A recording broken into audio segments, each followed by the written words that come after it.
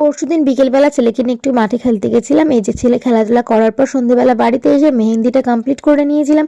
তারপর বাড়িতে যে নতুন সদস্যকে নিয়ে এসেছি তাকে খেতে দিতে হবে, তাই রাত্রিরে ডিনারটা তাকে দিয়ে দিলাম আর সকালবেলা ব্রেকফাস্টটা দিয়ে দিয়েছিলাম। আর মামার বাড়ি যাওয়ার ছিল তাই বিকেল বিকেল বেরিয়ে পড়েছিলাম মামার বাড়ি।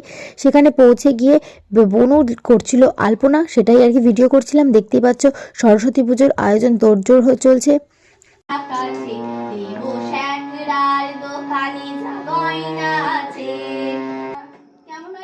দেখো গুবলু কত শান্ত হয়ে মিমির গান শুনছে, আবার রিভিউ দিচ্ছে। এটা দেখার পর আমি ছুট্টে নিচে আসি।